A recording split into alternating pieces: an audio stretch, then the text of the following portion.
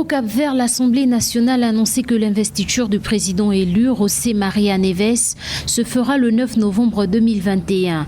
L'information émane d'une note de presse du Bureau de communication du Parlement capverdien parue le lundi 25 octobre 2021. À cette occasion, plusieurs personnalités nationales et internationales ont été conviées à cette cérémonie, dont les chefs d'État et de gouvernement de la Communauté économique des États de l'Afrique de l'Ouest, CEDEAO, et de la Communauté des pays de la langue portugaise.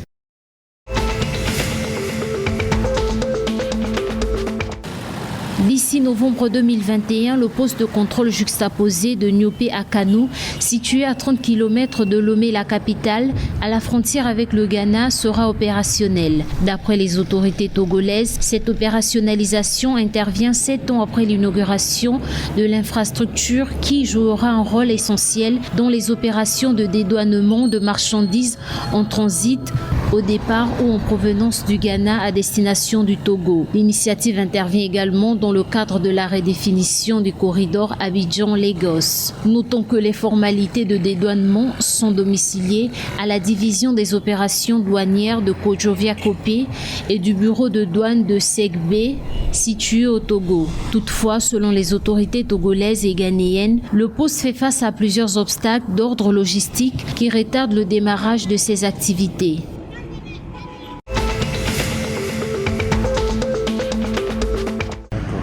Après avoir expulsé le lundi 25 octobre 2021 le représentant de la CEDEAO, Hamidou Boli, le gouvernement malien a justifié cette décision par des agissements incompatibles avec le statut du diplomate. En conférence de presse mardi 26 octobre, le chef de la diplomatie malienne, Abdoulaye Diop, a déclaré que la décision du gouvernement malien n'a rien à voir avec l'institution CEDEAO. D'après Abdoulaye Diop, le représentant de la CEDEAO est en lien avec des acteurs politiques et de la société civile pour renverser les autorités de la transition. Rappelons que le 17 octobre dernier, le président en exercice de la CEDEAO, Nana Akufo-Addo, avait effectué une visite à Bamako où il avait délivré un message ferme à la junte au pouvoir sur la tenue des élections en février 2022.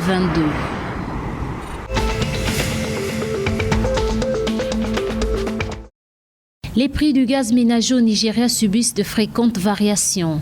La recharge de gaz de cuisine par kilo varie entre 650 et 32 000 naira pour les bouteilles de 50 kg, soit environ 2 à 77 $.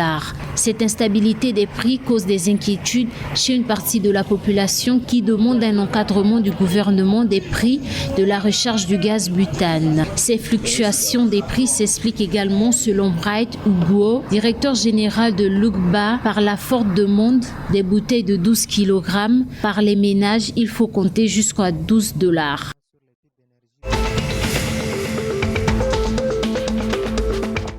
Du 26 au 31 octobre 2021, le Bénin abrite le circuit Junior World Tennis des 18 et moins de l'Afrique de l'Ouest et du Centre. En effet, une soixantaine de joueurs, filles et garçons en provenance de plusieurs pays vont prendre d'assaut des cours de TCA qui abritent ce circuit. Un tournoi qui offre l'occasion aux pratiquants de tennis de grappiller des points afin d'améliorer leur performance mondiale.